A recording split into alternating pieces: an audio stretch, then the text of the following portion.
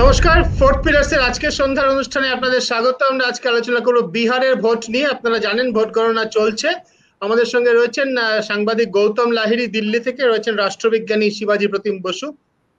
আমরা ভেবেছিলাম যে ভোটে ফলাফল সম্পূর্ণ এসে যাবে এই সময়ের মধ্যে, কিন্তু আপনারা জানেন যে দেখতেই পাচ্ছেন এখনো পর্যন্ত আসেনি।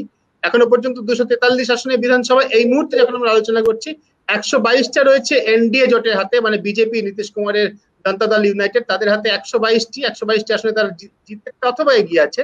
এবং রাষ্ট্রীয় জনতা দলের সঙ্গে যে জোট মহাগঠবন্ধন যাকে বলা হচ্ছে, কংগ্রেস যার মধ্যে আছে, বামপন্থীরা আছে, তারা 113টি। সরকার গঠন করতে হলে দরকার হয় 122টি। এনডিএ ঠিক ছুঁয়ে আছে, আর জেডি তার থেকে 9টা কম এই মুহূর্তে, এবং 60% সামান্য বেশি ভোট গণনা হয়েছে। এই অবস্থায় দাঁড়িয়ে আমরা আলোচনা করছি। প্রথম প্রশ্নটা যেটা মানে অনিবার্যভাবে আসবে, গৌতম দা তোমাকে জিজ্ঞেস করি, তোমার এত অভিজ্ঞতা থেকে কি মনে হচ্ছে যে শেষ পর্যন্ত কোথায় গিয়ে দাঁড়াবে ফলটা? দেখো, বিহারের নির্বাচনে যে গতি প্রকৃতি আমরা দেখছিলাম তাতে কিন্তু আজকের যে পরিণতি দেখছি শেষ পর্যন্ত, সেটা কিন্তু আমার কাছে একটু অপ্রত্যাশিত হয়েছে, এটা আমি বলবোই। অনেকটা আজই ঘটনাচক্রে, আজই আইপিএল এর ফাইনাল, পরে অনেকটা টি-20 ম্যাচের মতনই দুপক্ষ মানে হাড্ডাহাড্ডি লড়াইতে নেমেছে, কিন্তু এই পূর্বাভাসটা কিন্তু এক্সিট পোল দেয়নি। আর ওপিনিয়ন পোল গুলো কিন্তু তার 1 মাস আগে যেটা বলেছিল অক্টোবরে, তার অনেকটা কাছাকাছি পৌঁছচ্ছে কোনো কোনো ওপিনিয়ন পোল। কিন্তু সেখানে তারা আবার একইভাবে মহাগঠবন্ধনকে অনেকটা কম দেখিয়েছে।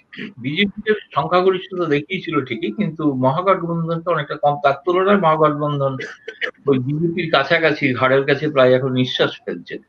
কিন্তু আমি বলছি গোটা নির্বাচনটাতে যেটা শুনলাম আর কি, নির্বাচন কমিশনে দুপুরবেলা একটা ব্রিফিং হয়েছে, তারা ব্রিফিং থেকে জানালেন যে এই বছরে তারা 63% বুথের সংখ্যা বাড়িয়েছেন কেবল কোভিডের কারণে। ফলে প্রায় 1 লক্ষের উপরে ইভিএম মেশিনে ভোট গণনা চলছে। কাউন্টিং টেবিল কিন্তু একই আছে, কাউন্টিং টেবিলের সংখ্যা বাড়েনি, সেই কোভিডের কারণেই বাড়ানো হয়নি।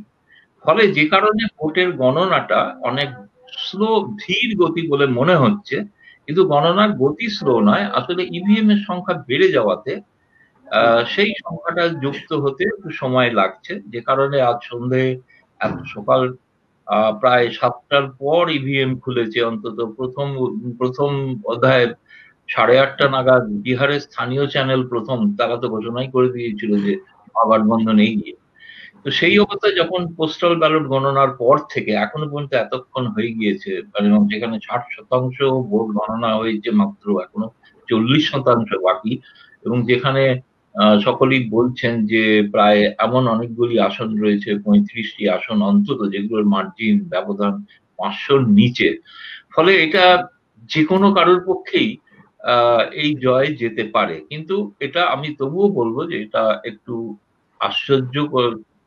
আশ্চর্যান্বিত হয়েছি, এবং একটু মানে চিন্তার মতো বিষয় ঘটেছে। সেটা হচ্ছে যে প্রথমে ভাবছিলাম ভোটের গতি প্রকৃতি দেখে বোধহয় এই প্রথম এই করোনার মধ্যে একটি আর্থিক প্রসঙ্গ, আর্থিক নীতি বোধহয় ভোটের একটি নির্ণায়ক ভূমিকা পালন করবে।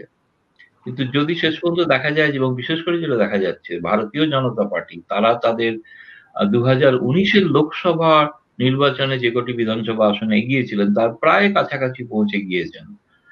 ফলে নিঃসন্দেহে এটা বলতেই হবে যে বিজেপির যে কোর ভোটার, এবং বিজেপি যে সমাজের যে অংশকে যুক্ত করেছিলেন 2019 সালে, তার অনেকটাকেই কিন্তু তারা বজায় রাখতে পারছেন। তার মানে মানে বলা যেতে পারে এই যে কর্মসংস্থান, কর্মচ্যুত হওয়া, কোভিডের কারণে আর্থিক বিপর্যয়, এগুলো তার মানে কি কোনো ভোটে যে প্রচারের সময় যেটা মনে হয়েছিল প্রত্যেক বা একটা প্রবল ইস্যু, সেটা কি আদৌ কোনো ইস্যু নয়? তাহলে শেষ পর্যন্ত জাতপাতের সমীকরণের ভিত্তিতে থেকে গেল। এটা আমার প্রাথমিক বক্তব্য। এর সঙ্গে আরো কিছু ভোট কাটাকাটির খেলা আছে, সেটা পরে বলবো। হ্যাঁ হ্যাঁ, এটা নিয়ে আমরা গৌতম বিস্তারিত আলোচনায় আসবো। এটা তো খুবই সিরিয়াস ইস্যু, বা তুমি প্রথমেই তুললে আর কি। মানে যদি আর্থিক ইস্যুতে ভোট না দেয় মানুষ, বিশেষ করে যারা বিজেপিকে ভোট দিচ্ছেন, কিছু একটা তো বিচার করে ভোট দিচ্ছেন, সেটা কি? এটা আর্থিক ইস্যু বা অর্থনৈতিক ইস্যু যদি না হয়, সেটা তাহলে কি? এটা খুব সিরিয়াস পলিটিক্যাল আলোচনার বিষয়টা। শিবাজিতা, আমি তোমাকে জিজ্ঞাসা করবো, গতি প্রকৃতি এখনো পর্যন্ত যা, তাতে তো 60% গোনা হয়ে গেছে, এটা ঠিকই। গৌতম দা যেগুলো বললেন, বহু সিটে 500-র নিচে এখনো মার্জিন, 1000-এর নিচে মার্জিন তো আরো অনেক বেশি সিটে। কিন্তু 60% ভোট হয়ে গেছে, এবং সেটা যদি মোটামুটি র্যান্ডামলি ডিস্ট্রিবিউটেড হয়, তাহলে তার থেকে যে চিত্রটা পাওয়া যাচ্ছে সেটাই থাকার সম্ভাবনা বেশি।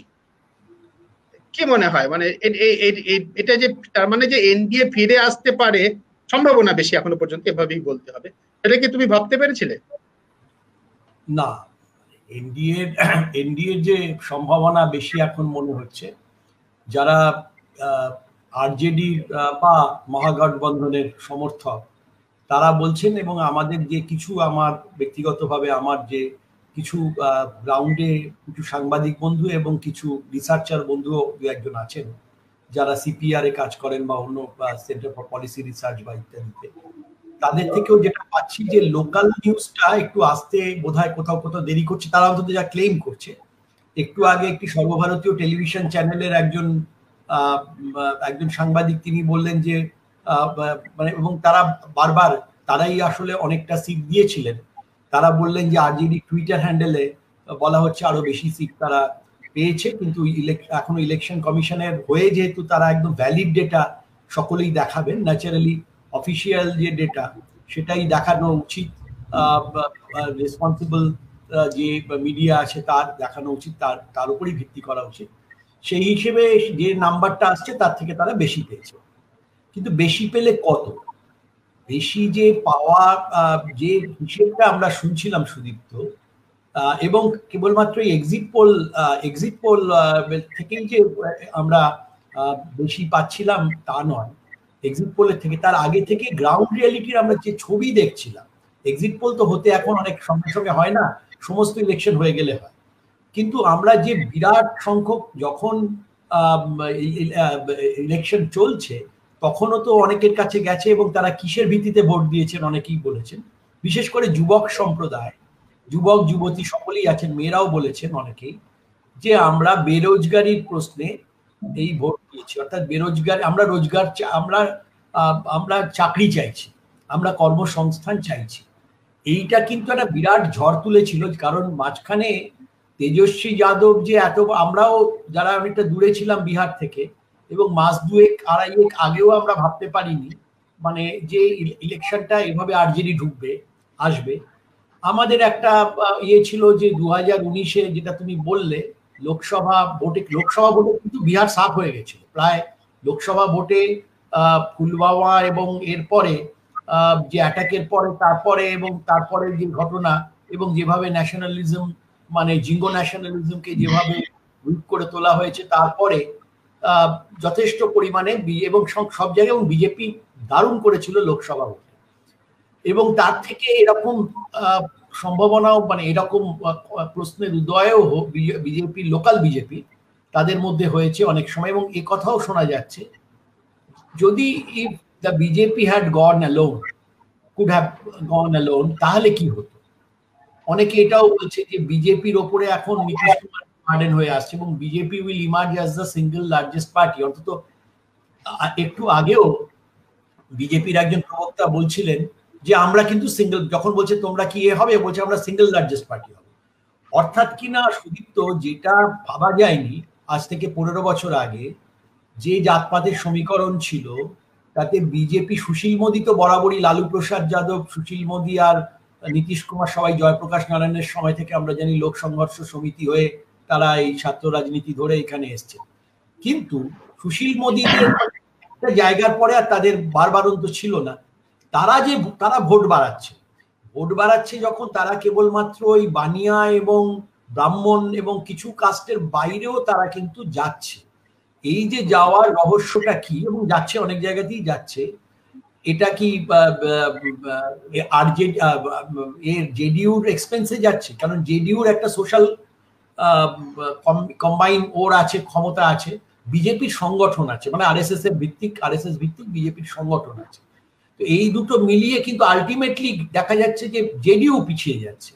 তার মানে যে রাগটা হয়েছিল, এবং সেখানে চিরাগ পাসওয়ান প্রায় শূন্য হয়ে গেছেন, কিছুই পাচ্ছেন না, কিন্তু চিরাগ পাসওয়ানের যে এই যে বলা, যে আসলে কিন্তু সেটা কি বিজেপিরই আরেকটা ঘুরিয়ে বলা, আমি এটা এখানে আমাদের গৌতম বাবু আছেন, যথেষ্ট সিনিয়র এবং অভিজ্ঞ মানুষ, যে অনেক সময় নিজে বলা যায় না, বাড়ির কাজের পরিচারিকাকে দিয়ে বলানো হয়।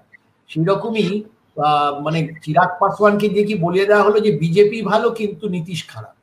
সুতরাং বিজেপির একটা আলটিমেট একটা গেম প্ল্যান আছে, যে ultimately it wants it, BJP wants it to be মানে to see as the single largest party, বা ওই থাকবে।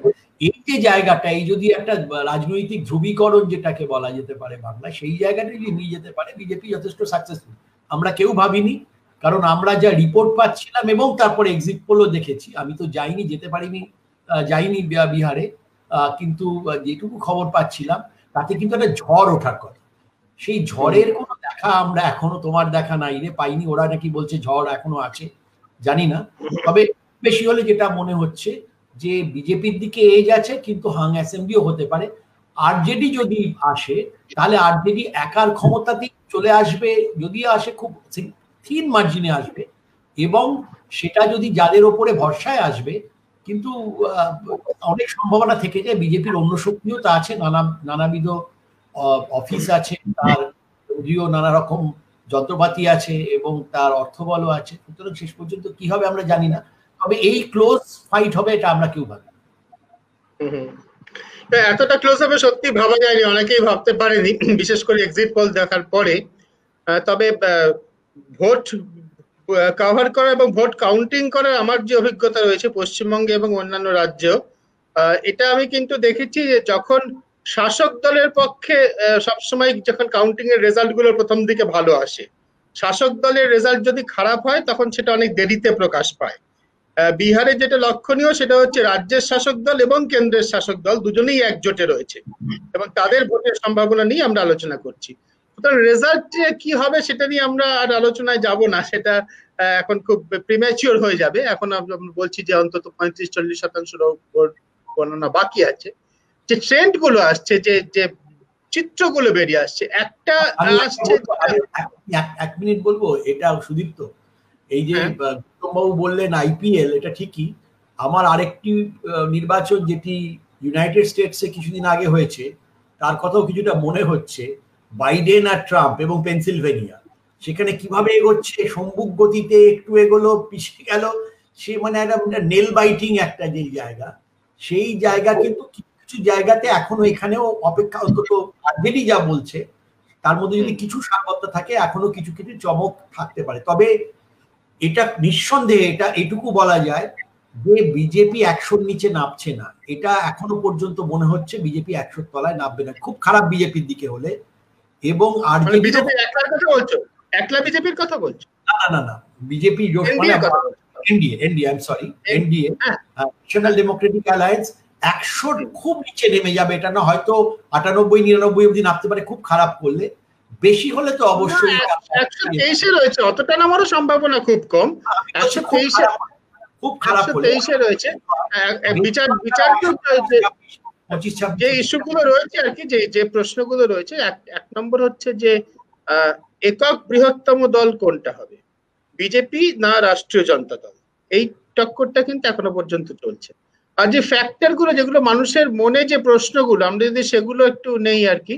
যেমন একটা প্রশ্ন রয়েছেন, এই প্রণয় লাহিড়ী বলে এক দর্শক শ্রোতা, তিনি বলছেন বামেদের যে ভালো ফল হয়েছে সেটা এই রাজ্যে আগামী বিধানসভা নির্বাচনে কেমন প্রভাব ফেলবে। এই রাজ্যটার কথা যদি আমরা পরেও আসি, বামেদের ফল বেশ লক্ষণীয় ভাবে ভাবা হয়েছে এবং বামেদের 3টে বাম দলই এই প্রথম কিন্তু কংগ্রেসের সঙ্গে কোনো জোটে গেল কোনো রাজ্যে। জোটে কংগ্রেসও আছে, নীতিশ লালু প্রসাদের দল রাষ্ট্রীয় জনতা দলও আছে। গৌতম দা, তুমি এটাকে পলিটিক্যালি কিভাবে দেখো? এটা ঘটনা যে এই যে দুটো যে মোর্চা, এই দুটো মোর্চার মধ্যে দুটো উইক লিঙ্ক দেখা যাচ্ছে। একটা এনডিএ তে যেরকম নীতিশ কুমারের সংযুক্ত জনতা দল, তারা যেমন গোটা মোর্চাকে টেনে তুলতে পারছে না, নিজেরা নেমে গেছে, তেমনি অন্যদিক থেকে মহাগঠবন্ধনে কংগ্রেস, যারা এই প্রথম প্রায় 70টা আসনে লড়ছে, তাদের স্ট্রাইক রেট অত্যন্ত কম, তারা গতবারের সংখ্যাটাও পৌঁছাতে পারছে না। ফলে এই দুটো উইক লিঙ্কের কারণেই বিজেপির সংখ্যাগরিষ্ঠ, মানে একক সংখ্যাগরিষ্ঠ দল হিসেবে, মানে একক বৃহত্তম দল হিসেবে আসার একটা সম্ভাবনা তো প্রবল আছে। বামেদের প্রশ্ন যেটা বলতে হবে সেটা নিশ্চিত এটা প্রমাণ করছে যে বামেদের যারা ভোট দিয়েছেন তারা কিন্তু ওই ধরনের আর্থিক বঞ্চনা, দুর্দশা, সেগুলিরই কিন্তু তারা প্রতিফলন তাদের মনে হয়েছে যে এই বাম দলগুলি হয়তো তাদের কথা শেষ পর্যন্ত তুলে ধরতে পারবেন। এবং তারা যে বিহারের যে জাতের অঙ্কে যদি দেখা যায়, তারা যে জাতগুলোকে তারা প্রতিনিধিত্ব করেন সেটা কিন্তু পিছিয়ে পড়া, অতি পিছিয়ে পড়া এবং দলিত সম্প্রদায়ের মানুষ।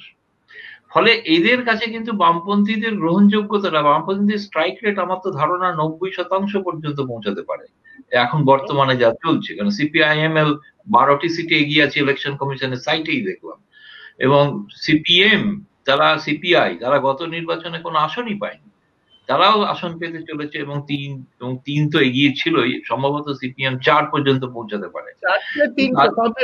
19টা সিটে একটা ব্লক হতে পারে বামেদের। আচ্ছা, এই ব্লকটা কিন্তু মানে তাদের স্ট্রাইক রেট যদি দেখা যায়, নিঃসন্দেহে তারা যে সমস্ত এলাকায় তারা প্রতিদ্বন্দ্বিতা করেছেন ঠিক পাশের সিটে যেখানে গঠবন্ধনের অন্য প্রার্থী ছিলেন, তাহলে কি ধরে নেবো যে মানুষের কাছে এখনো ওই দলগুলি ততটা গ্রহণযোগ্য হয়ে উঠতে পারেননি। হয়তো সেই মানুষগুলোই ভোট তারা দেননি, বা সেক্ষেত্রে ভোটের ক্ষেত্রে জাতের বিচারটাই কিন্তু সবচেয়ে প্রথমে তাদের কাছে বিচার্য মনে হয়েছে। পশ্চিমবঙ্গে এর কোনো প্রভাব পড়বে কিনা সেটা বলাটা, আমি মনে করি প্রত্যেকটা রাজ্যেরই বিধানসভার নির্বাচন তার একটা নিজস্ব চরিত্র আছে, সেই চরিত্রের সঙ্গে একসঙ্গে এটা যদি হতো যে গোটা দেশ জুড়ে একটা বামপন্থীদের উত্থান ঘটছে, তাহলে নিশ্চয়ই তার একটা সার্বিক প্রভাব কোনো একটি রাজ্যে পড়তে পারে। কিন্তু কেবলমাত্র বিচ্ছিন্নভাবে কোনো একটি রাজ্যে এই যে তার যে সাফল্য, এই সাফল্য কিন্তু সেখানকার বামপন্থী নেতৃত্বেরই প্রাপ্য। বিশেষ করে আমি বলবো সিপিআই এমএলএ, তারা যে মাটি কামড়ে দিনের পর দিন সেখানে যে থেকেছেন, সাধারণ মানুষের পাশে থেকেছেন, কখনোই তারা সেখান থেকে চলে গিয়ে তার বাইরে, ভারতের তো অন্য রাজ্যগুলোর কথা বিদেশে তো জানিনি। ফলে এই যে মাটি কামড়ে পড়ে থাকার যে তার একটা সাফল্য তারা পাচ্ছেন, মানুষ তাদেরকে ভরসা করেছেন, বিশ্বাস করেছেন। এবং আজকে যে মহাগঠবন্ধনের যে সংখ্যাটা, এই সংখ্যায় ওই বিদেশে যান দিকে ঠিক বুঝলাম না, মানে ভারতীয় কমিউনিস্ট পার্টির লিডার বিদেশে যাবেন কেন, তার কথা বলছি ওখানকার। কারণ হচ্ছে আমাদের এখানকার নেতাদের আমরা দেখি, অন্য যেমন কংগ্রেসের নেতা, তিনি বলাই হয়ে থাকে যে তিনি সাময়িকভাবে রাজনীতি করেন, মানে এরকম একটা তার সম্পর্কে ধারণা তৈরি। যদিও তিনি কিন্তু, আমি মনে করি কিন্তু তিনি যে কথাগুলো বলছিলেন বা বলছেন, বা আগামী দিনেও হয়তো একই নীতিতে তিনি অটল থাকবেন, সেই কথাগুলো কিন্তু বামপন্থীদেরই কথা, মানুষের কথাই কিন্তু তিনি বলছেন। তিনি যেভাবে পরিযায়ী শ্রমিকদের পাশে দাঁড়িয়েছিলেন, কিন্তু সমস্যা যেটা দাঁড়ায় সেটা হচ্ছে তার এই ধারাবাহিকতা থাকে না। এই ধারাবাহিকতা না থাকার ফলে মানুষের কাছে গ্রহণযোগ্যতাটা বা আস্থা ফিরে পাওয়ার যেটা বামপন্থীদের কাছে তারা পেয়েছেন, এই মানুষগুলো তাদেরকে পাশে পেয়েছেন। আমি তো জানি না আপনি দীপঙ্কর ভট্টাচার্যকে কতদিন আপনি কলকাতায়, বা কানাইয়াকে কতদিন কলকাতায় দেখেছেন, বা অন্য কোনো রাজ্যে, তারা এইখানেই কিন্তু পড়ে আছেন বহুকাল ধরে। ফলে এর একটা সাফল্য তারা পেয়েছেন। যেটা আরেকটা কথা বলে রাখা ভালো, খুব জরুরি, যেটা সেটা হচ্ছে কিন্তু আজকে কিন্তু চিরাগ পাসওয়ানের দল খুব খারাপ ফল করেছে, মানে শূন্য, গতবারের থেকেও কম।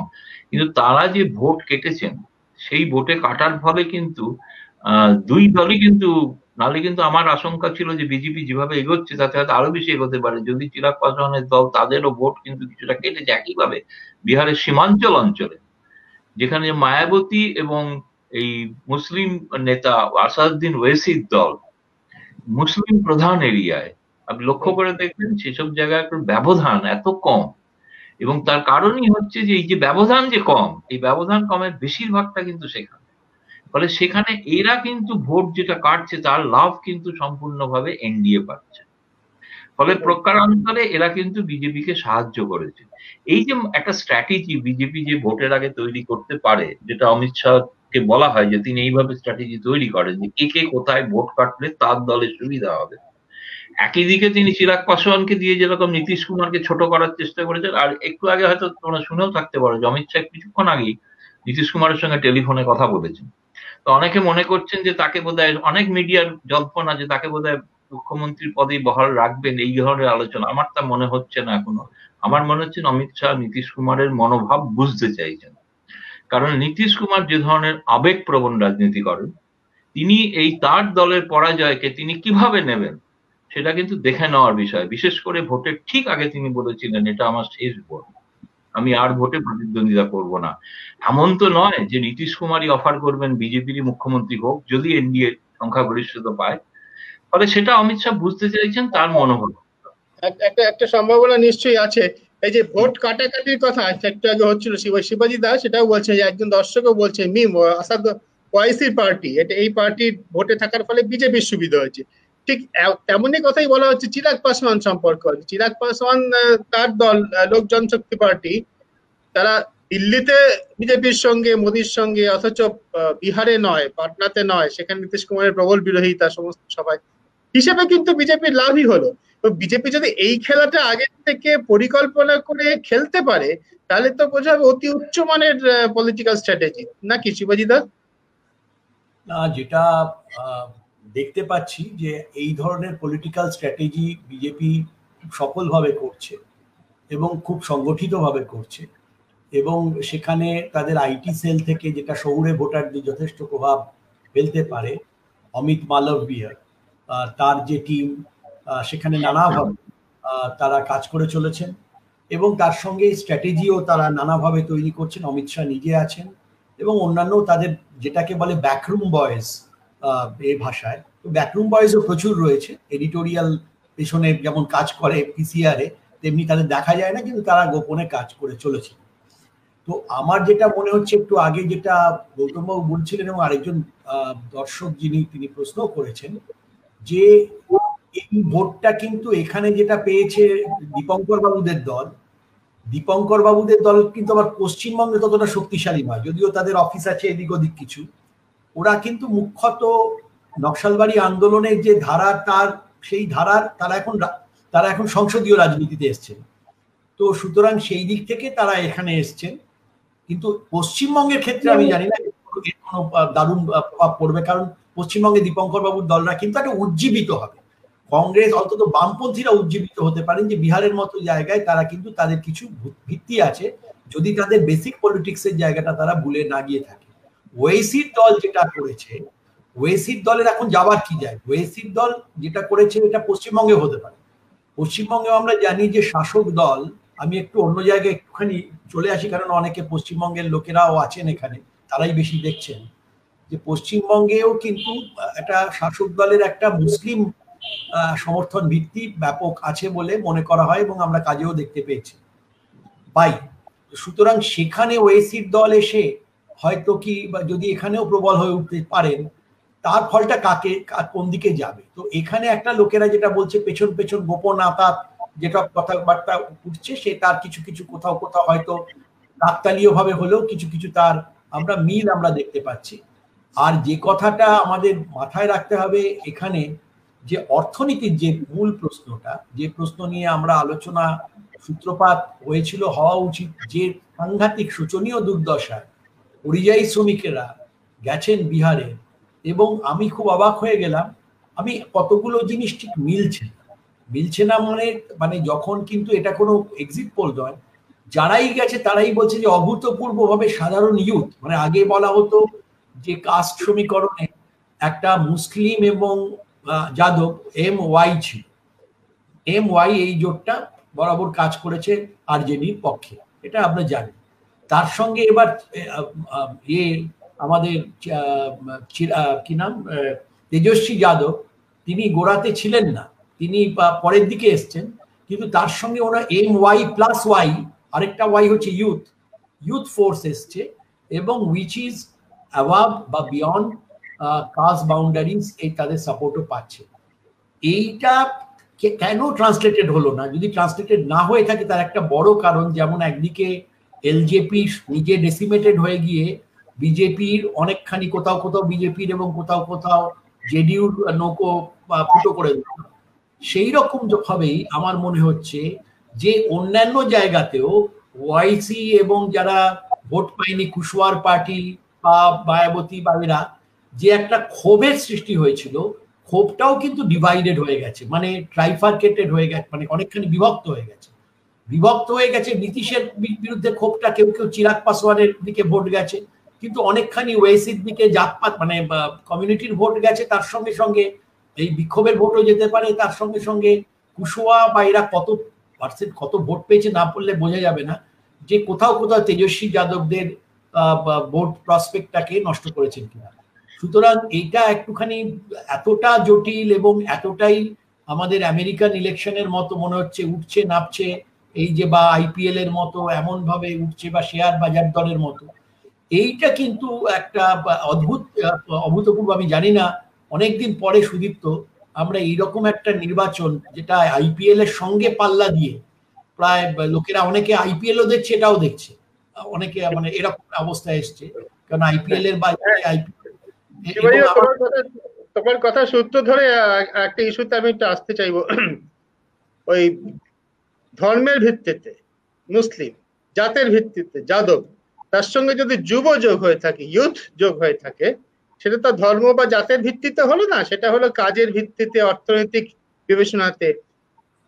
সেই পরিপ্রেক্ষিতে আমি যদি ভাবি, বামপন্থীরা যে রাজনীতিটা করে সেটা হচ্ছে ফান্ডামেন্টালি বিজেপির থেকে আলাদা একটা রাজনীতি। বিজেপির রাজনীতির মোকাবিলা করতে গিয়ে বহু প্রদেশে বহু রাজনৈতিক দলই বিজেপির খেলার নিয়ম অনুসারেই সেই রাজনীতিটা করছে। আমার নিজের বিচারে পশ্চিমবঙ্গে তৃণমূল কংগ্রেসও তাই করছে। আমি গৌতমদাকে এই প্রশ্নটা জিজ্ঞাসা করব। তারপরেও বিজেপির এই যে এনডিএ সঙ্গী যে দুটো দল, ছোট দল আছে, ভিআইপি এবং এইচএএম, হাম, দুটোই সম্পূর্ণ জাত ভিত্তিক দল। এই যে অর্থনীতির বিচারে রাজনীতি হবে নাকি জাতের বিচারে রাজনীতি হবে? বিজেপি কিন্তু আজকে যদি বিহারে এনডিএ জোট সফল হয়, তাহলে কিন্তু প্রমাণ হবে যে এখনো জাতের বিচারে, জাতের অঙ্ক করে রাজনীতি করে ভোট করে জেতা যায়, অর্থনৈতিক বিচারকে পিছনে ফেলে। আমি গৌতমদাকে জিজ্ঞাসা করব, বিজেপির ভোট, বিহারের এবারের ভোট সেই সেই বার্তাটা আমাদের দিচ্ছে? এখনো যথেষ্ট পরিকল্পনা করলে, যথেষ্ট ছক কষলে শেষ পর্যন্ত অর্থনীতিকে পিছনে ফেলে জাতের বিচারে ভোট করানো যায়? গৌতম দা।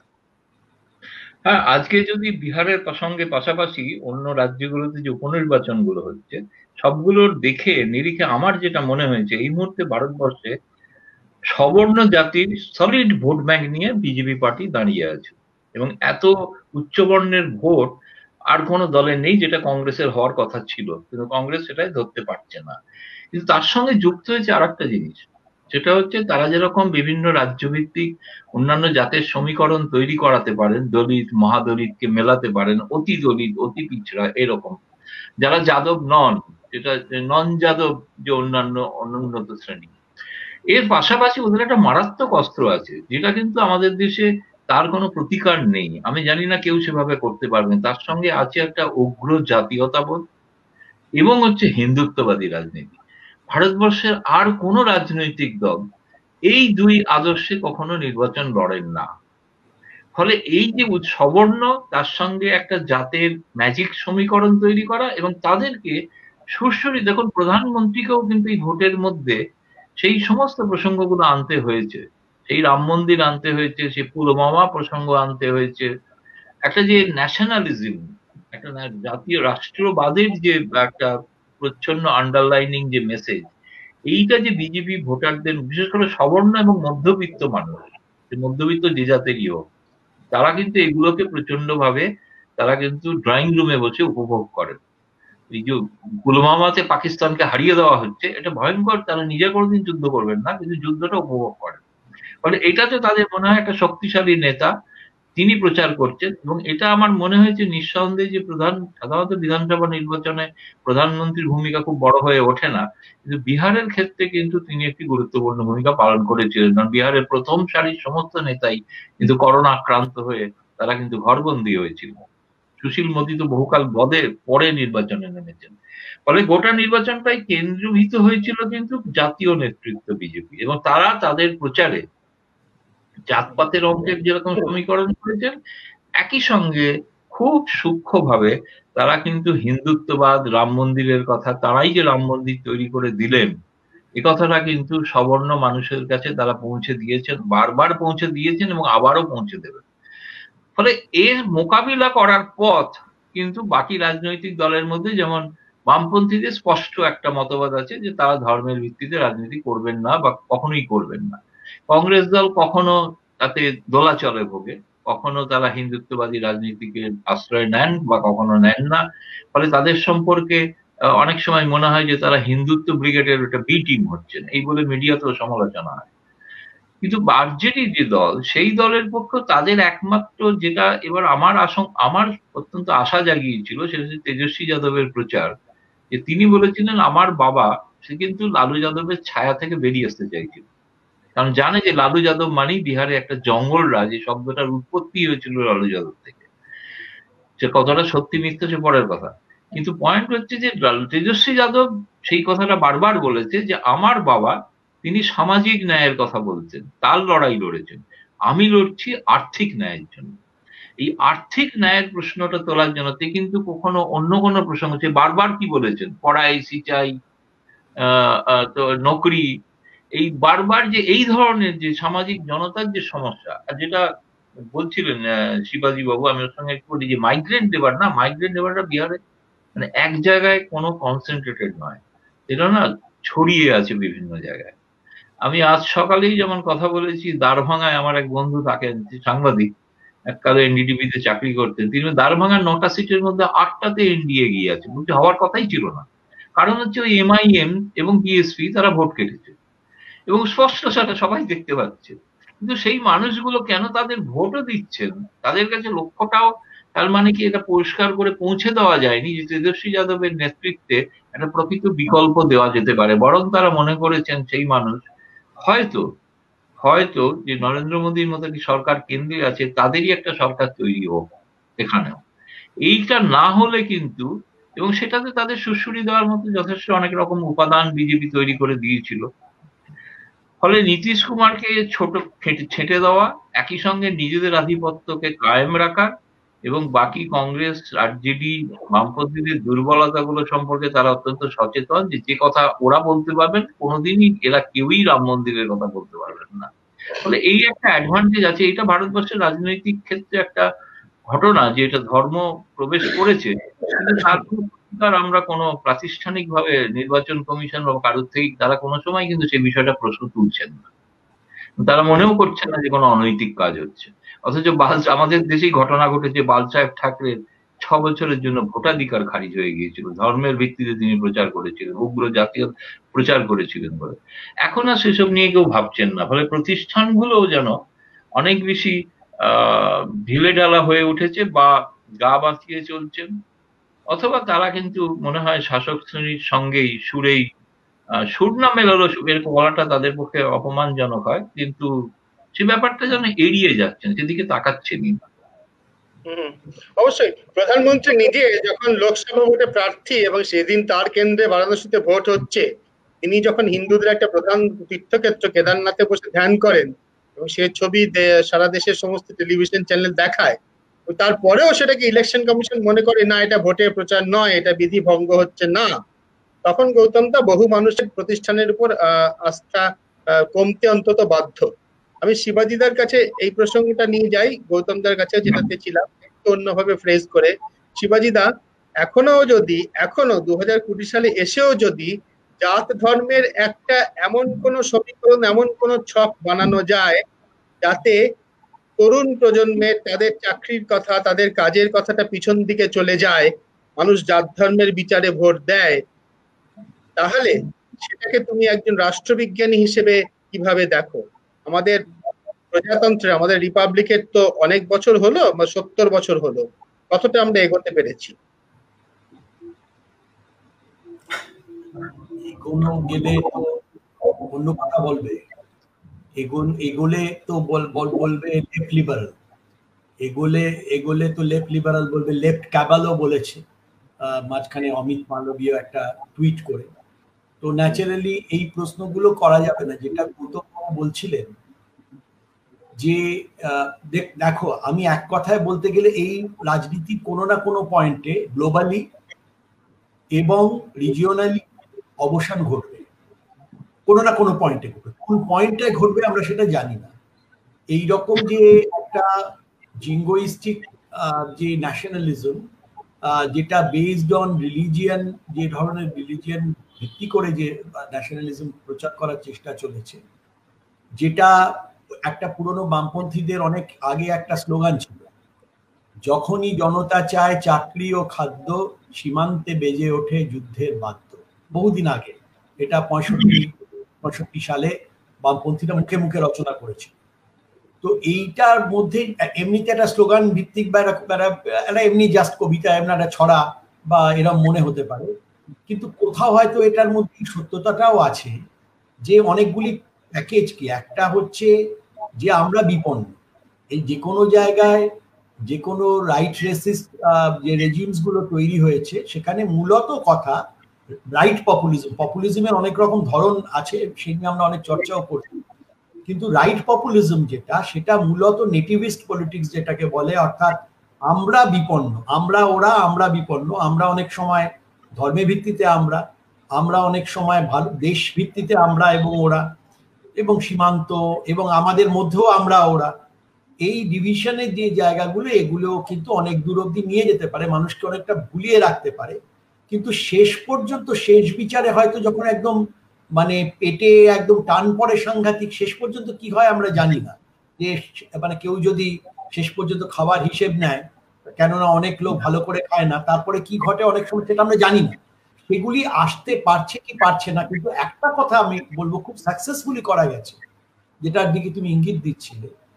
দেখো, রাম মন্দির নিয়ে তুমি এতদিনকার সাংবাদিক, গৌতম বাবু অনেক দিনকার সাংবাদিক, 92 সালে 89 সালে যখন রথযাত্রা হয়েছিল, 92 সালে যখন বাবরি কাণ্ড হয়েছিল, তখন রাম মন্দির নিয়ে যেভাবে মানুষ কথা বলতো, এমনকি কংগ্রেসের কথা গৌতম বাবু বললেন, সেই জায়গা থেকে সরে গেছে। অর্থাৎ এক ধরনের রাম মন্দিরটা নিয়ে কথা বলা যেতে পারে, অ্যাকসেপ্টেন্স একটা ধরনের, এমনকি যেটা ইনস্টিটিউশনের কথা উনি বললেন, আমরা নাম করতে পারি না, কিন্তু আমরা বুঝতে পারি ইনস্টিটিউশনের দিক থেকে কিন্তু যে একটা ব্যালেন্স অফ পাওয়ার, আমরা যেটাকে ক্ষমতার ভারসাম্য, এক্সিকিউটিভ, লেজিসলেচার, জুডিশিয়ারির মধ্যে যে ভারসাম্য ছিল, সেটাও কোথাও কোথাও চলে যাচ্ছে বলে মনে হয়। এইটুকু ইঙ্গিতে আমি কথা বললাম, এবং সেইটা চলে যাওয়ার ফলে যেটা মনে হচ্ছে যে যেটা এক্সিকিউটিভ করছে, এবং যেহেতু একটা বড় মেজরিটি আছে, লেজিসলেচারও সেটাকে সমর্থন করছে, সেখানে অন্যদের দাঁড়ানোর ক্ষমতা নেই, এবং অন্যান্য জায়গাতে যেখানে মানুষ হয়তো আশা করছে যে একটা বিরুদ্ধ কোনো একটা রুলিং হবে বা একটা হয়ে কোথাও একটা আটকাবে, সেই জায়গাটাতেও মানুষ হয়তো সেইভাবে তাদের ইচ্ছার প্রতিফলন অন্তত দেখতে পাচ্ছে না বিভিন্ন সময়। এবং আমি এইটুকু বলবো, একটা স্ট্যাটিস্টিক্স একজন বলছিলেন যে 2014 পর থেকে এই অবধি গভর্নমেন্টের হাইয়েস্ট কোর্টে, হতে পারে তাদের উইজডম তাই, আমি সেই উইজডমকে একবারও চ্যালেঞ্জ করছি না, অন্য কেউ যেন অন্যভাবে মনে না করেন কিছু, এবং মহামান্য আদালতের প্রতি আমার যথেষ্ট শ্রদ্ধা সম্মান আছে, সেটা রেখেই বলি, একটা মেজর ডিসিশনও কিন্তু অ্যান্টি গভর্নমেন্ট আসেনি ভার্ডিক্ট এ পর্যন্ত। সুতরাং এটা কিন্তু খুব লক্ষণীয় একটা জায়গা, ট্রেন্ড এটাও তৈরি হচ্ছে।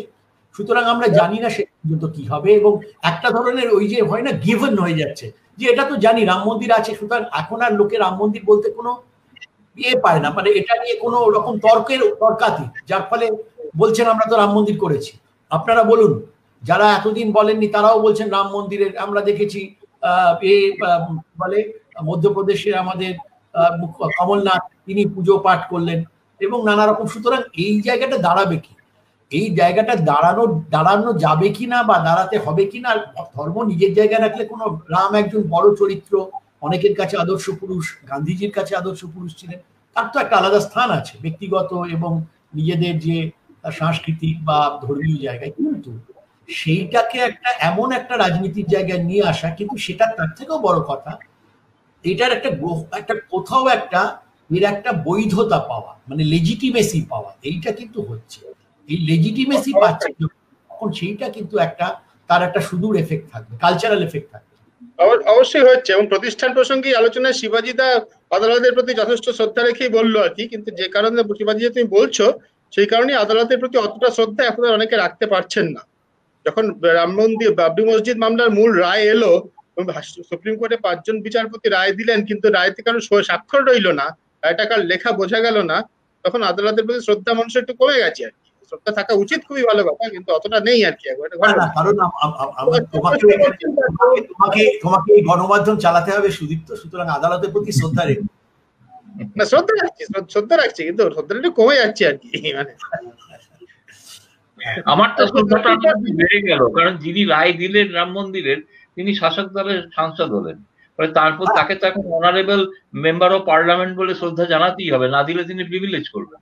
তার ক্ষমতা আগে তিনি আদালতে থেকে কন্টেম্পট অফ কোর্ট করতে পারতেন, এখন সংসদে তিনি প্রিভিলেজ আনতে পারেন, ফলে তাকে আমাকে জানাতেই হবে। উপায় নেই। অদ্ভুত ট্রেন্ড, আগে আমরা দেখিনি। শাসক দলের ঠিক নয়, নির্বাচিত মনোনীত রাষ্ট্রপতির দ্বারা মনোনীত সদস্য। না, সকলেই জানেন যে রাষ্ট্রপতি দ্বারা মনোনীত সদস্য মানে সেটা কেন্দ্রীয় সরকারের সুপারিশ, কিন্তু মন্ত্রিসভা আর্টিকেল ৭৪ একদম স্পষ্ট লেখা আছে যে এখন আর কি এরপরে একদম ওই ৪২ সংশোধনের পরে মেনে চলতে বাধ্য। আগে রাজেন্দ্র প্রসাদের সময় ওইসব বিতর্ক ছিল, এখন যা বলবে গভর্নররা বরঞ্চ অনেক বেশি স্বাধীন। গভর্নররা এখানে যেতে পারেন, সেখানে যেতে পারেন, নানা কিছু করতে পারেন, এবং কোন রকম ইলেক্টেড লোক না হয়ে রাষ্ট্রপতি ইলেক্টেড। আমরা বিহারের প্রসঙ্গে ফিরে আসি। একজন দর্শকের প্রশ্ন, আমরা বাম ভোট আলাদা করে ভাবা হচ্ছে কেন, বামফ্রন্ট তো আলাদা করে ভোটে লড়েনি। এর উত্তরটা কিছুটা আমাদের আলোচনার মধ্যে আগে থেকে এসেছে, যেটা বলার আমরা চেষ্টা করেছি যে বামপন্থী দলগুলো এখনো পর্যন্ত আমরা সাংবাদিকরা যেভাবে দেখি আর কি, এরা একটা ফান্ডামেন্টালি মৌলিকভাবে একটা অন্যভাবে চিন্তা করে রাজনীতিটা করে আর কি, সেই জন্য তাদের কথা আলাদা করে একটু আমরা বলার চেষ্টা করছিলাম। যেমন রাম মন্দির বা বাবরি মসজিদ প্রসঙ্গ কোনো বামপন্থী দলের প্রচারে কখনো, বামপন্থী নেতার আচরণে কখনো আসে না, সেই জন্যই আমরা বলছিলাম আলাদা করে, আদারওয়াইজ বলার কোনো কারণ নেই। তার সঙ্গে আমি এক লাইন ইন্টারেস্টিং প্রশ্ন, এটা আলোচিত হয়েছে মিডিয়াতে। মহারাষ্ট্রের ঘটনাটা অনেকে মনে পড়ছে, বলছেন উনি বলছেন নীতিশ কুমারকে মহারাষ্ট্র বিধানসভা ভোটের পর যা হয়েছে সেটা দেখা গেল সেটা করতে পারেন। মহারাষ্ট্রে কি হয়েছিল দর্শকদের নিশ্চয়ই মনে আছে, ভোট লড়েছিল শিবসেনা। এখানে একটা পার্থক্য আছে, পরে যেটা হলো শিবসেনা কংগ্রেসের সঙ্গে চলে গেল বিজেপি কে ছেড়ে দিয়ে, এবং শিবসেনা এবং কংগ্রেসের সরকার এখনো বোম্বেতে, মহারাষ্ট্রে, রাজ্যের দেশের সব থেকে বিজেপি কিন্তু মহারাষ্ট্রের কিন্তু সেই ভোটটি সংশোধন করেছে। বিহারের ক্ষেত্রে হারুক জিতুক, সংখ্যা কম হোক, 10টি আসনে জিতলেও নীতিশ কুমার মুখ্যমন্ত্রী। ফলে এইটা কিন্তু ক্রমাগত, এবং আজও যে অমিত শাহ কথা বলেছেন, এবং কি কথা বলেছেন আমরা এখনো জানি না, প্রকাশ্যে কেউ কোনো কথা বলেননি, কিন্তু তারা শেষ দিন পর্যন্ত কিন্তু বলে গেছেন, এটা ঘটনা আজও সকাল পর্যন্ত বলেছেন যে এখনো পর্যন্ত আমাদের দলের যা সিদ্ধান্ত, প্রধানমন্ত্রী মোদী যা ঘোষণা করেছেন যে নীতিশ কুমারই মুখ্যমন্ত্রী থাকবেন। সুতরাং মহারাষ্ট্রের ওই যে সম্ভাবনাটা, সেই সম্ভাবনাটা যাতে নীতিশ কুমার ভবিষ্যতে না নিতে পারে, বা যদি নেয় তাহলে তখন বিজেপি তখন এই সহানুভূতির হাওয়া তুলতে পারে, আমাদেরকে পিছনে ছুরিকাঘাত করলো, অথচ তাকে কিন্তু আমরা মুখ্যমন্ত্রী চেয়েছিলাম, কিন্তু আমাদের থেকে খারাপ ফল করা সত্ত্বেও। গৌতম দা, চিরাগ পাসওয়ান এটাই বলেছে যে ভবিষ্যতে নীতিশ কুমারজি হেরে গেলে জয়েন করবে বিয়েতে, কি বলে আরজেডির সঙ্গে জয়েন। নীতিশ কুমারের রাজনৈতিক জীবন তো তাই, তিনি যেখানে নাম আছে, পাল্টি কুমারের নামও আছে, পাল্টি কুমার, এটাও নাম হয়েছে। মানে উনি হচ্ছেন ক্ষমতার, মানে যেদিকে ক্ষমতা সেদিকে তিনি চলে যান, সেটা সব সময়। এখন এক্ষেত্রে যেমন অনেক প্রশ্ন, আরো অনেক কিছু জল্পনাই যখন হচ্ছে, তখন জল্পনার আরো অনেক কিছু আছে যে ভবিষ্যতে বিজেপির মুখ্যমন্ত্রী যদি হয় বিহারে, তাহলে নীতিশকে কেন্দ্রীয় মন্ত্রী করা হতে পারে, এমনও সম্ভাবনা বা জল্পনা এটাও আছে, এটাও ভোটের আগে থেকেই প্রচার চলছে আর কি। ফলে নীতিশ কুমারকে বিজেপি তার ডানা ছেটে দেওয়ার যাবতীয় ব্যবস্থা করলেও কিন্তু তাকে ছেড়ে যেতে দিচ্ছে না, মানে চলে যেতে যায়, এবং চলে গেলে কিন্তু তার বিরুদ্ধে যে প্রচার বিজেপি করবে সেটা কিন্তু নীতিশ কুমার কিন্তু এখন কিন্তু এই মুহূর্তে লাইবিলিটি। ফলে অপোজিশনের কাছে গেলেও কিন্তু অপোজিশনের লাইবিলিটি। ফলে সেক্ষেত্রে নীতিশ কুমারের আর কোনো উপায় নেই আপাতত কিছুদিন সন্ন্যাস খেলা ছাড়া আর কি। ফলে এই মুহূর্তে যদি তিনি কিন্তু এমনও নাটক করবেন, এবং নিশ্চিত আপনারা জেনে রাখুন, তিনি বলবেন যে আমার দল এত খারাপ ফল করেছে, আমার মুখ্যমন্ত্রী হওয়া উচিত নয়, একথা তিনি বলতে পারেন। মানে আমি নীতিশ কুমারকে যতটুকু দেখেছি আর কি, তার রাজনৈতিক জীবন ভীষণ আবেগপ্রবণ, এবং এই ধরনের তিনি নাটকীয় সিদ্ধান্ত তিনি কিন্তু নিয়ে থাকেন আর কি। এবং তিনি অতীতেও কিন্তু অনেকবার কিন্তু ছেড়ে দেওয়ার কথা বলেছিলেন, তার সন্ন্যাস নেওয়ার ঘোষণা কিন্তু আজকে প্রথম নয়, তিনি আগেও একবার করেছিলেন। ফলে এটা নীতিশ কুমারের পক্ষে তার রাজনৈতিক জীবনে, তিনি জানি না এখন ভবিষ্যতেই বলবে শেষ পর্যন্ত কি, তবে একটা কোনো নির্বাচনে এই তার এরকম দুরবস্থা হওয়া মানে তার রাজনৈতিক জীবন শেষ বা ফুল স্টপ, এটাও আমি মনে করি না। ফলে অনেক সম্ভাবনা রয়েছে বিহারের এখন যা পরিস্থিতি, মানে ওটা অনেকটা ইংরেজিতে যাকে বলা হয় যে প্রেগনেন্ট উইথ মেনি পসিবিলিটিস, মানে সেই রকম একটা জায়গায় রয়েছে। এবং ঠিক একদম যে মানে এখানে শেষ হাসি কে হাসবে এই কথাটা সন্ধ্যে 5টার সময় বলা খুব ডিফিকাল্ট হয়ে যাচ্ছে।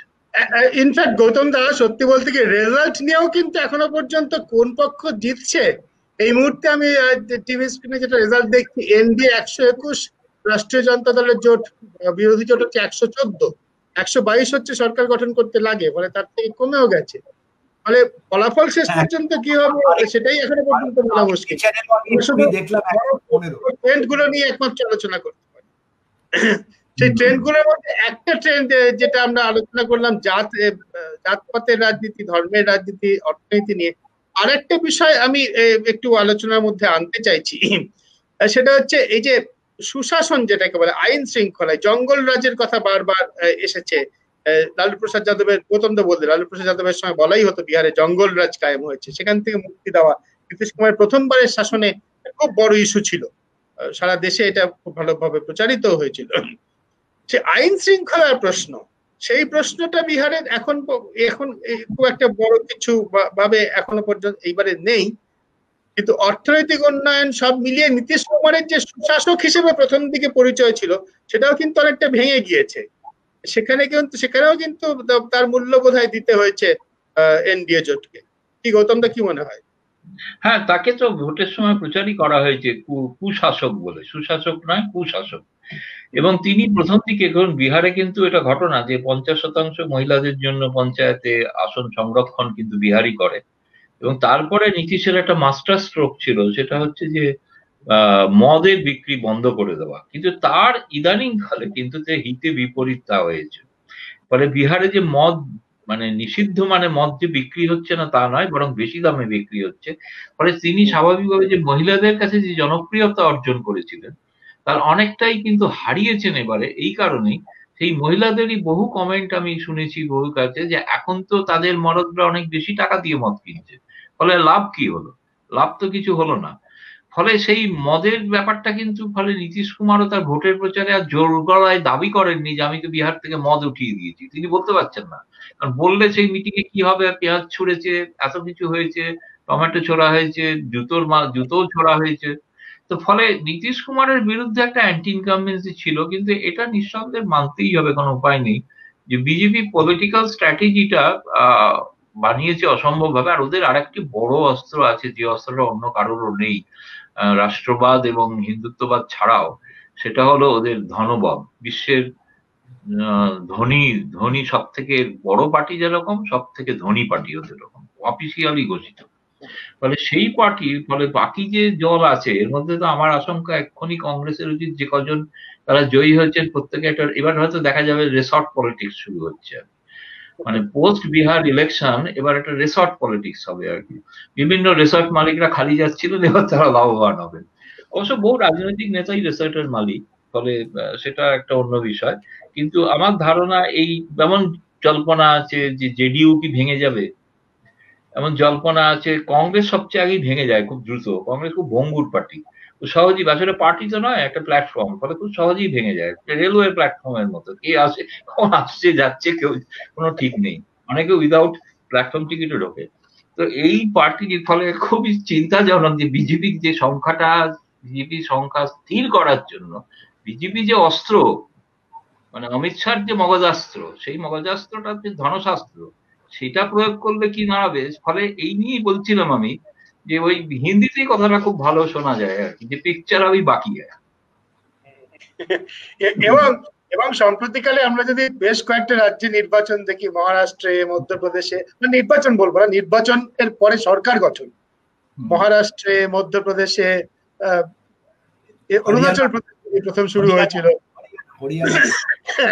সেখানে গভর্নরের যে রোল, রাজ্যপালের যে রোল, সেখানে বিজেপি কিন্তু শেষ পর্যন্ত ওটা বলতেই পারে যে মানে যেটা বলা হচ্ছে মেরে পাস গভর্নর হ্যাঁ না, শেষ পর্যন্ত গভর্নরের একটা ভূমিকা থাকতে পারে, যেটা শিবাজিতে বলছো যে হাং অ্যাসেম্বলি যদি হয়, যার সম্ভাবনা এখন সম্পূর্ণ উড়িয়ে দেওয়া যায় না। আমি এখনো দেখছি 121, 114 এনডিএ আর জেডি জোট। হাং অ্যাসেম্বলি হলে গভর্নরের রোল বিরাট প্রশ্ন। শিবাজিদা, হাং অ্যাসেম্বলি হলে নিশ্চয়ই বিজেপি শেষ পর্যন্ত বার করে নেবে নাকি সরকার গঠন করে ফেলবে, কি মনে হয়?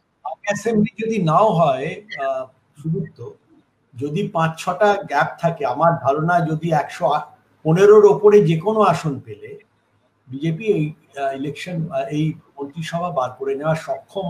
বিজেপি অন্যান্য যে সমস্ত হিন্দুত্ববাদ, রাষ্ট্রবাদ, তার থেকেও যেটা বড় আসল কথা রৌপ্যবাদ, সেই রৌপ্যবাদ বা সেই ব্যাপারে যে অর্থাৎ সবসে বড় রুপাইয়া, তো সেই বাদ দিয়ে কিন্তু বিজেপি অনায়াসে কোনো ব্যাপারই নয় গভর্নমেন্ট ফেলে দিতে পারে। আমি একটাই খালি কথা বলবো, মধ্যপ্রদেশের কথা এখানে উঠলো, মধ্যপ্রদেশের যেখানে থিন মেজরিটি থাকবে, আমি এইটাই বলতে চাইছি, যেখানে থিন মেজরিটি থাকবে, যেখানে নানা রকম পার্টনার্স মিলে যদি অ্যান্টি বিজেপি থাকে, অ্যান্টি বিজেপি পার্টির একটা জোট বাঁধায়, সেখান থেকে সহজেই একটা সবচেয়ে সুবিধা অ্যান্টি ডিফেকশনে পড়ে না যদি ওই রকম থাকে, তাহলে একটা জাস্ট একটা পিসকে আমি যদি খুলে নিয়ে চলে আসি, একটা জিগসর একটা পিসকে, জিগসর পিসের মতো একটা পিসটাকে আমি বার করে দিলাম, তাহলেই ওই গভর্নমেন্টটা পড়ে গেল এবং আমার গভর্নমেন্টটা হলো। আরেকটা হতে পারে যেটা বললেন যে কংগ্রেস ওই প্ল্যাটফর্ম, চমৎকার একজন লিখেছেন যে প্রণয় লাহিড়ী প্ল্যাটফর্ম, মানে বলেছে এটা খুব লোকে ভালো, এবার উইদাউট টিকিটেও আসতে যাচ্ছে, কিন্তু তা নয়। যেখানে কংগ্রেস ঘরানাটা কি, কংগ্রেস ঘরানা আপনি সবকিছু করতে পারেন, যেহেতু কংগ্রেসে অনেকদিন পর্যন্ত কিন্তু কংগ্রেসে মদন মোহন মালবীয় কংগ্রেসের মেম্বার, আবার একটা সময় দেশে ফেরার পরে রাশিয়া থেকে এমএন রায়ও কংগ্রেসের মেম্বার। সুতরাং কংগ্রেস তো in true sense it was a platform. একসঙ্গে খালি অ্যান্টি ব্রিটিশ একটা গান্ধীর কিছু কিছু কথা মেনে চলা, তার পরবর্তীকালে এখানে ভারতবর্ষে নেহরুদের কথা এবং মোটামুটি কথা মেনে চলা ইত্যাদি, আর বাদ বাকি সবকিছু করা যাবে। কোট অ্যান্ড কোট শনি সেতলা সব করেও কংগ্রেস করা যাবে। সুতরাং সেই রকম কংগ্রেস কিন্তু চলেছে, কংগ্রেস এইভাবেই চলেছে, এবং কংগ্রেসই ওই অর্থে ভারতের নানা জায়গায় যেটা বলে কাস্ট কম্বিনেশন, আমাদের পলিটিক্যাল সায়েন্সের ভাষায় বলে ইন্টারেস্ট অ্যাগ্রিগেশন, এগ্রিগেট করতে পারে, নানা অজগর ছিল ইত্যাদি ছিল। একটা সময়ের পরে মন্ডল কমিশন হয়ে যাওয়ার পরে একদম কংগ্রেস আস্তে আস্তে সবচেয়ে আগে মুখ থুবড়ে পড়লো কংগ্রেস, কারণ কংগ্রেসের তো ওই হিন্দুত্ববাদটা ছিল না, নানাভাবে ওরও কাস্ট অ্যাগ্রিগেশন ছিল। এবার কাস্ট অ্যাগ্রিগেশন নয়, কাস্টগুলোই পার্টি হয়ে গেল। এটাই তো এই 90s এবং মন্ডল কমিশনের, পোস্ট মন্ডল কমিশনের সবচেয়ে বড় রিয়ালিটি, আর ভাবা যাচ্ছে না। একজন জগজীবন রাম যদি থাকতেন এই সময়, নিঃসন্দেহে আলাদা একটা পার্টির মাথা হতেন, নিঃসন্দেহে জগজীবন রাম কংগ্রেসে থাকতেন, বিহারের লোক। সুতরাং আমি এটাই আমরা এখনো পর্যন্ত প্রবণতা দেখছি শিবাজীরা, তাতে আমাদের আলোচনাতে আমরা এখানেই শেষ করছি, কারণ ভোটের ফলাফলই এখন আমরা সম্পূর্ণ পেলাম না। মূল প্রবণতাগুলো আমরা আলোচনা করলাম, আমরা অপেক্ষা করবো, আরো দেখবো, সম্ভবত ভবিষ্যতে আমরা আবার আলোচনা করবো, ফল বেরোনোর পরে হয়তো আমাদের করতে হবে। এখনো পর্যন্ত কিন্তু আলোচনা এখন শেষ করছি আমরা 50, 52, 53 মিনিট পরে, তখনও পর্যন্ত কিন্তু পরিষ্কার বোঝা যাচ্ছে না যে কারা বিহারে সরকার গঠন করতে চলেছে। ভবিষ্যতে আবারও নিশ্চয়ই আমরা আলোচনা করবো এই বিষয়ে। শিবাজিদা, গৌতম দা, অনেক ধন্যবাদ আমাদের সঙ্গে আলোচনা থাকার জন্য, আর আপনাদেরও অনেক ধন্যবাদ আমাদের সঙ্গে আলোচনায় যোগ দেওয়ার জন্য।